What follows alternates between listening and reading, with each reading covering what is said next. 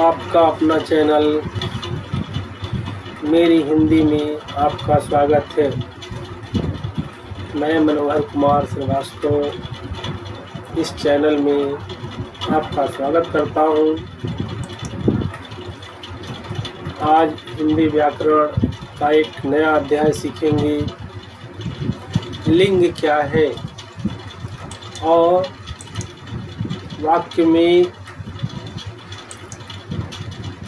लिंग निर्णय कैसे करते हैं, आज हम इसे जानेंगे। यह एक बहुत ही महत्वपूर्ण प्रश्न है, लिंग क्या है और वाक्य में लिंग निर्णय कैसे करते हैं।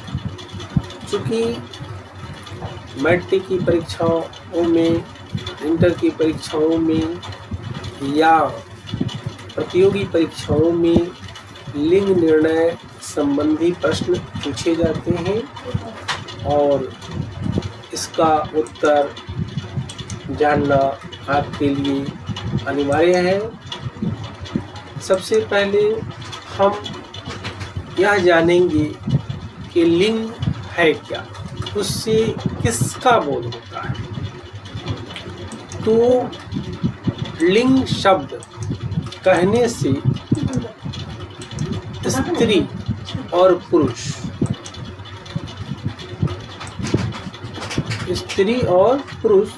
दो जाति का बोध होता है। सबसे पहले हम जानेंगे कि लिंग कहने से नर या पुरुष, मादा या स्त्री का बोध होता है।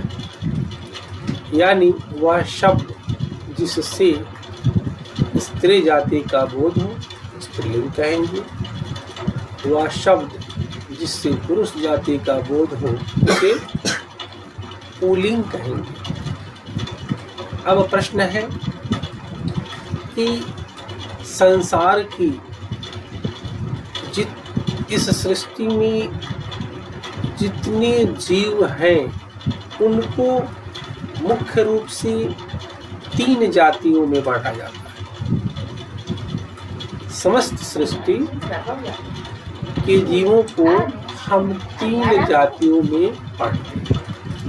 पहला है पुरुष जाति, दूसरा है स्त्री जाति और तीसरा है नपुंसक लिंग। आपको यहाँ मैं बता दूं कि हिंदी में मात्र 2 ही लिंग है, पुल्लिंग और स्त्रीलिंग। सृष्टि के जितने जड़ और चेतन, जड़ कहने का अर्थ है निर्जीव है, निर्जीव पदार्थ से है, और चेतन कहने का अर्थ सजीव जगत से है। इस प्रकार सृष्टि के सभी जड़ और चेतन पदार्थों को हम मुख्य रूप से हिंदी में 2 लिंगों के अंतर्गत ही रखते हैं। एक है पुल्लिंग और दूसरा स्त्रीलिंग। जब हम पुल्लिंग कहते हैं, पुल्लिंग जैसे ही कहते हैं तो इसका अर्थ होता है यह शब्द पुरुष जाति का बोध कराता है। पुल्लिंग कहने से पुरुष जाति का बोध होता है, जैसे लड़का, पिता, गुरु, शिक्षक, नेता इत्यादि।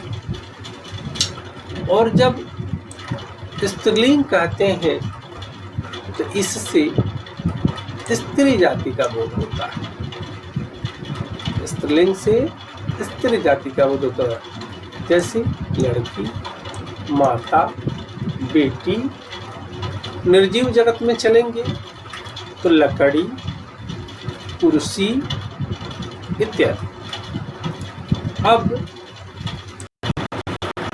आइए जानते हैं वाक्य में लिंग निर्णय। अभी हमने सीखा कि स्त्रीलिंग से स्त्री जाति का बोध होता है और पुल्लिंग से पुरुष जाति का बोध होता है। अब वाक्य में लिंग निर्णय कैसे करते हैं? तो वाक्य में लिंग निर्णय करने के लिए हमें 4 प्रकार से लिंग निर्णय करना पड़ता है। 4 प्रकार से लिंग निर्णय करना पड़ता है। पहला है विशेषण, दूसरा है सर्वनाम, तीसरा है क्रिया और चौथा है विभक्ति। 4 प्रकार से हम वाक्य में लिंग निर्णय कर सकते हैं। तो आइए देखते हैं कि हम विशेषण से कैसे करते हैं। विशेषण से लिंग निर्णय करने के लिए हमें सबसे पहले विशेषण वाले शब्दों की पहचान होनी चाहिए। अब हम इसे एक उदाहरण से समझेंगे। एक के वाक्य है, यह मकान बड़ा है। तो हिंदी व्याकरण में यह हमें ज्ञान होना चाहिए कि वाक्य में संज्ञा कौन है और विशेषण। संज्ञा की पहचान होने के बाद हम उसे लिंग के अंतर्गत रखेंगे और तब विशेषण पर चर्चा करेंगे। इस वाक्य में मकान संज्ञा है और मकान संज्ञा है तो हमें मालूम होना चाहिए यह पुल्लिंग है। और जब पुल्लिंग है तो विशेषण के द्वारा इसका लिंग निर्णय 2 प्रकार से किया जा सकता है। यह बड़ा मकान है। अगर मकान स्त्रीलिंग होती तो बड़ी मकान कहती। तो इस प्रकार हमने देखा कि मकान बड़ा है, मकान छोटा है। तो हमने देखा कि मकान पुल्लिंग है और बड़ा विशेषण है। एक दूसरा उदाहरण देखते हैं। लड़की छोटी है। दूसरा उदाहरण हमने क्या देखा? लड़की छोटी। तो आपको पता होना चाहिए कि लड़की संज्ञा है।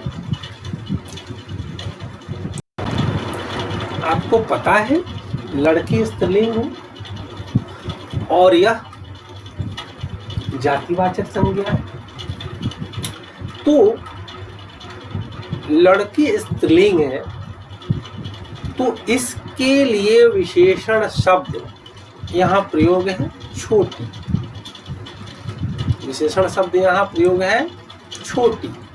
अगर यहाँ लड़की ना रह करके लड़का शब्द रहता तो इसका लिंग निर्णय होता लड़का छोटा।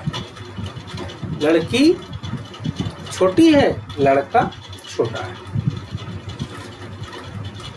चूंकि लड़की स्त्रीलिंग है इसलिए छोटी विशेषण। अब तो हमने विशेषण के द्वारा लिंग निर्णय सीखा। अब हम सीखते हैं सर्वनाम के द्वारा। अब हम सीखेंगे सर्वनाम के द्वारा। पहले हमने सीखा विशेषण के द्वारा, अब हम सीखेंगे सर्वनाम के द्वारा। एक वाक्य लेते हैं, यह मेरी पुस्तक है। मेरी, इस वाक्य में ध्यान दें तो पुस्तक संज्ञा है और मेरी यहाँ जो देख रहे हैं यह संबंध सूचक है। विशेषण का यह रूप है। क्योंकि हम जानते हैं कि सर्वनाम व्ययी शब्द है, विकारी शब्द है, तो इसका मूल रूप मैं है और मैं से इसमें विकार हो करके मेरी बना और यहाँ संबंध सूचक है। तो पुस्तक स्त्रीलिंग है तो यहाँ मेरी सर्वनामिक शब्द है और पुस्तक के साथ संबंध बता रहा है। तो इस प्रकार इस वाक्य में पुस्तक स्त्रीलिंग है और मेरी सर्वनाम। एक दूसरा वाक्य देखते हैं, वह तुम्हारा घर है, वह तुम्हारा घर है। देखा कि वह तुम्हारा घर है। अब हमें मालूम है कि घर पुल्लिंग है और तुम्हारा सर्वनामिक शब्द है और यह तुम का बिगड़ा हुआ रूप और संबंध सूचक है। इसलिए घर पुल्लिंग और तुम्हारा सर्वनाम। तो पीछे हमने सीखा विशेषण के द्वारा लिंग निर्णय, यहाँ हमने सीखा सर्वनाम के द्वारा लिंग निर्णय। अब हम सीखेंगे क्रिया के द्वारा। अब एक वाक्य लेते हैं, एक वाक्य लेते हैं। चावल बना है, चावल बना है। तो अब देखिए यहाँ इस वाक्य में हम देखते हैं कि चावल संज्ञा है और चूंकि क्रिया के द्वारा लिंग निर्णय हो रहा है तो यहाँ बना अर्थात बनना क्रिया है, बनना क्रिया है। तो बनना क्रिया है, इसलिए अब हम इस वाक्य पर विचार करेंगे। तो चावल संज्ञा है। अब विचार करेंगे लिंग के दृष्टिकोण से यह संज्ञा है तो स्त्रीलिंग है कि पुल्लिंग। तो हम जानते हैं कि चावल क्या है, पुल्लिंग है, चावल पुल्लिंग। इसलिए यहाँ क्रिया रूप है बना। अगर चावल स्त्रीलिंग शब्द होता तो यहाँ लिखते चावल बनी, लेकिन चावल पुल्लिंग शब्द है इसलिए चावल बना। तो दूसरा वाक्य लेते हैं। दूसरा वाक्य है दाल बनी। ऊपर वाला वाक्य था चावल बना, नीचे वाला वाक्य है दाल बनी। अब यहाँ विचार करेंगे, इस वाक्य में संज्ञा को ढूंढेंगे। तो हमने देखा कि दाल यहाँ संज्ञा शब्द। फिर हम विचार करेंगे कि दाल संज्ञा है तो यह स्त्रीलिंग है कि पुल्लिंग।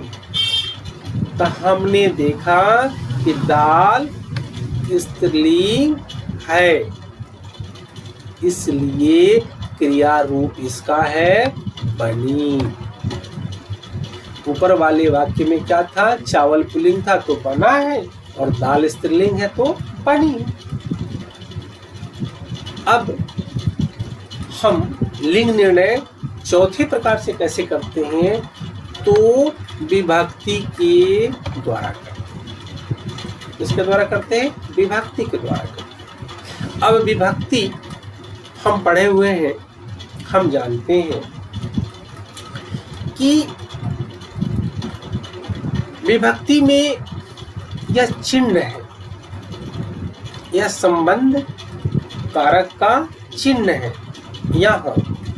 अब वाक्य लेंगे, राम की गाय है। अब इस वाक्य पर ध्यान दीजिए, हमें लिंग निर्णय किसका करना है, गाय का करना है, राम का नहीं करना है, राम का नहीं करना है। क्या करना है, राम का नहीं करना है, हमें गाय का करना है। और गाय किसकी है, तो राम की है। तो राम और गाय के बीच जो विभक्ति चिन्ह है कि, यह दर्शाता है कि गाय स्त्रीलिंग है। अगर गाय स्त्रीलिंग नहीं होती तो विभक्ति चिन्ह की नहीं होता, यहाँ का होता। इसे हम दूसरे वाक्य से स्पष्ट रूप से समझने का प्रयास करेंगे। दूसरा वाक्य है सीता का लड़का है। आप देखिए, ऊपर वाले वाक्य में राम है, नीचे वाले वाक्य में सीता है। अगर राम का लिंग निर्णय करना होता तो हम कहते राम गया। सीता का लिंग निर्णय करना होता तो सीता चूंकि स्त्रीलिंग है तो हम कहते सीता गई। लेकिन यहाँ ऊपर वाले वाक्य में गाय का लिंग निर्णय करना है और नीचे वाले वाक्य में लड़का का लिंग निर्णय करना है। तो हम जानते हैं कि लड़का पुल्लिंग है। यहाँ सीता से हमें कोई मतलब नहीं। इस सीता की जगह राम भी हो सकता है, मोहन भी हो सकता है, गीता भी हो सकती है, कोई हो सकता है। हमें लिंग निर्णय किसका करना है? लड़का का करना है। तो लड़का के अनुसार ही यहाँ विभक्ति चिन्ह का लगा हुआ है। इस प्रकार हमने सीखा कि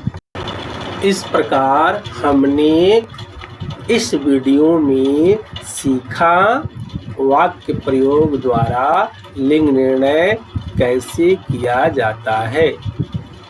हमने सीखा कि विशेषण के द्वारा लिंग निर्णय किया जाता है, सर्वनाम के द्वारा किया जाता है, क्रिया के द्वारा किया जाता है, विभक्ति के द्वारा किया जाता है। आप इस वीडियो को देखेंगे, मेरी आशा है। इस वीडियो में कोई त्रुटि हो तो आप निश्चित रूप से कमेंट करें। अगर यह वीडियो अच्छी लगे तो आप अपने बच्चों को देखने के लिए ज़रूर प्रेरित करेंगे, अपने दोस्तों को देखने के लिए ज़रूर प्रेरित करेंगे। इसे शिक्षक भी देख सकते हैं, अभिभावक भी देख सकते हैं और सारे लोग देख सकते हैं। धन्यवाद।